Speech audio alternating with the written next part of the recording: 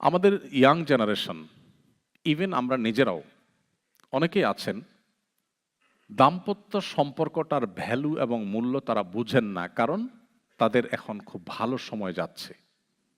আমার যে বোন তথাকথিত স্বাধীনতা এবং ফ্রিডম ভোগ করবার জন্য বাসা ছেড়ে চলে যাচ্ছেন কিংবা স্বামীর সাথে সম্পর্কটা নষ্ট করছেন, অথবা আমার যে ভাই হারামের কোনো হাতছানি থাকবার কারণে ঠুনকো অজুহাতে স্ত্রীর সাথে সম্পর্কটা নষ্ট করছেন, আমি আপনাকে নিশ্চিত করে বলতে পারি একটা সময় আসবে যখন আপনি হাড়ে হাড়ে টের পাবেন আপনার জীবনের এই রং ডিসিশনের কথা, কিন্তু তখন আপনি আর ব্যাক করতে পারবেন না।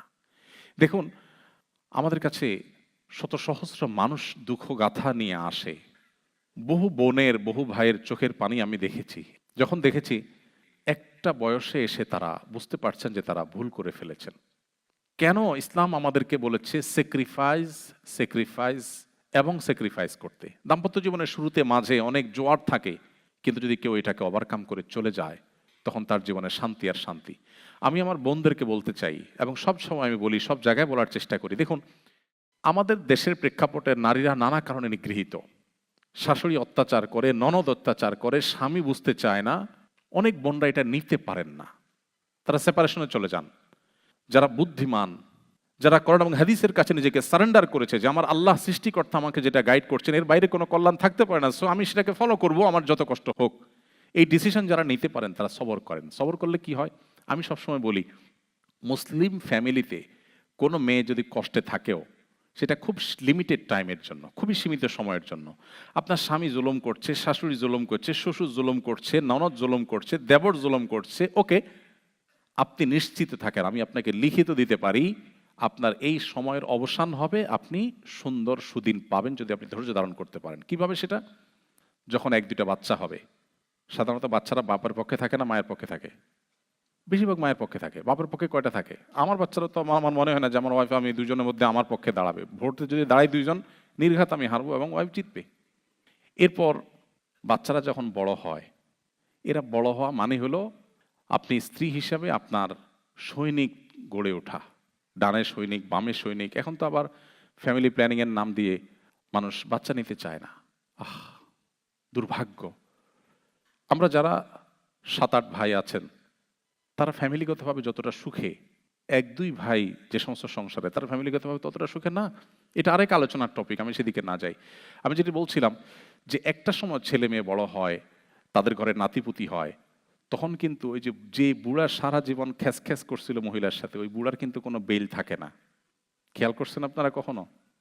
সারা জীবন যে বুড়াটা জ্বালাতন করছে, মানে ইয়াং বয়সে যখন বউরে জ্বালাতন করছে, এখন পাইক পেয়াদা, সৈনিক সামন্তর সব কার? মহিলার।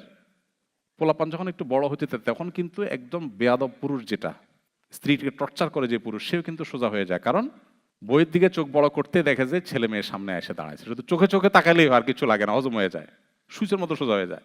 আর এগুলো যখন আর বড় হয়, এদের আবার যখন বাচ্চা কাচ্চা, তখন বুড়ির রাজত্ব আর রাজত্ব, তখন বুড়ির এমন রাজত্ব জমে যে বুড়া বেচারা বাসায় জায়গা পায় না, মসজিদে যায় বসে। মসজিদে মুয়াজ্জিন সাহেব বলে, চাচা বাসায় যাবেন না, দরজা আটকাবো।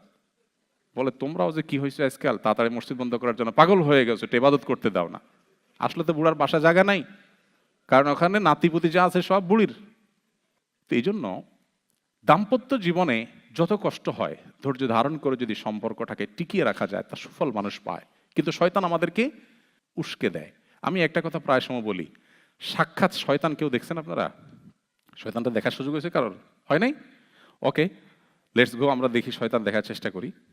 সাক্ষাৎ শয়তান দেখতে হলে, আপনি একজন নারী, আপনাকে যদি কোনো পুরুষ বলে, আপা আপনার মতো রাজকন্যা, এই লোকটা আপনার কদর করতে পারলো না, সো স্যাড, তাহলে আপনি তখন আলহামদুলিল্লাহ বলে শয়তান দেখার নিয়ত করে তাকে একবার দেখে নেবেন, যে আমার দাম্পত্য সম্পর্কে ধ্বংস করার জন্য যে আমাকে একটা ফুসলানি দিল, এলো সাক্ষাৎ ইবলিস, মানুষ রূপী ইবলিস, শয়তান। ফার্ম দেওয়া, রাইট, সঠিক বলেছেন।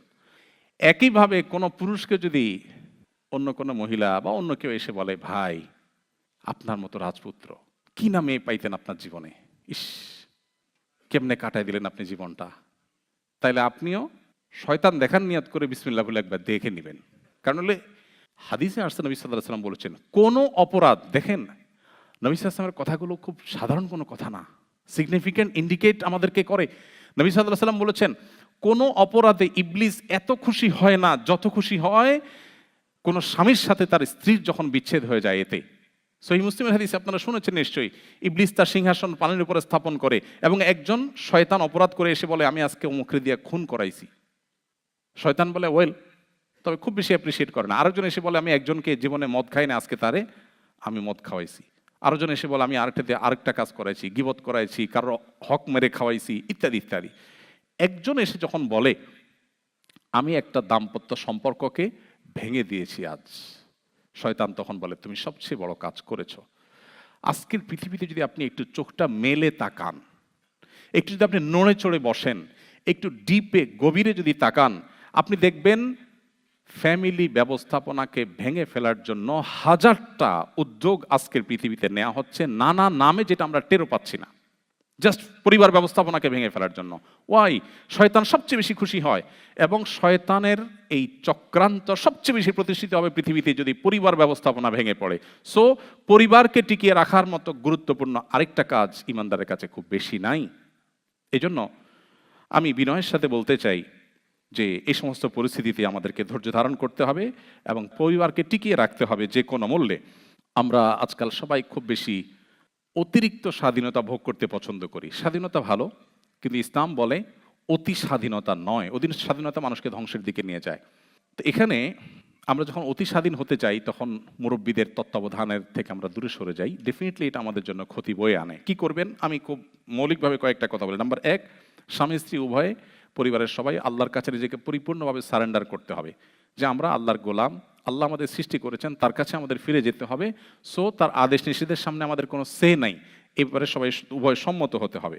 2 নম্বর হলো, আপনার পরিবারকে ধ্বংস করার জন্য, ভাঙার জন্য আজকের পৃথিবীতে যত আয়োজন আছে সেগুলো আপনাকে ডিপলি স্টাডি করতে হবে এবং যে কোনো মূল্যে সেগুলো থেকে নিজেকে সেভ করার জন্য উদ্যোগী হতে হবে। নাম্বার 3, আপনার ফ্যামিলিতে যে মানুষটা তুলনামূলক একটু বিচক্ষণ, যিনি উভয় পক্ষের কথা শুনে আপনাদের মধ্যে মনোমালিন্য দূর করার জন্য সবচেয়ে কার্যকরী উদ্যোগ নিতে পারবে, এরকম কাউকে আপনি আপনার অ্যাজ এ উপদেষ্টা আপনারা রাখেন উভয় মিলে, এবং কিছু হলে তার শরণাপন্ন হবেন এবং তার সাথে পরামর্শ করে আগাবেন। আমাদের সংসারগুলো আমাদের জীবনের সবচেয়ে বড় সুখের জায়গাটাকে খান খান করে দিচ্ছে। আমরা মানুষের কাছে হাসির অভিনয় করছি, ভেতরে আমাদের ত্রাস, দুঃখ এবং বেদনার তরঙ্গ এবং জোয়ার বইছে। আমি খুব ভালো করে জানি। আসুন্নাহ ফাউন্ডেশন থেকে একটা ছোট্ট 16 পেজের একটা বই আমরা লিখেছি, ইনশাআল্লাহ ইংলিশে অনুবাদ করে আমরা দেব, এবং আমাদের সমস্ত বইগুলো অনলাইনে পাওয়া যায়। আপনাদেরকে অনলাইনে আমরা দিলে আপনারা সফট কপি এখান থেকে পড়তে পারবেন। সে বইয়ের প্রতিপাদ্য হলো সংসার বাঁচাও, দাম্পত্য সম্পর্কগুলোকে রক্ষা করো।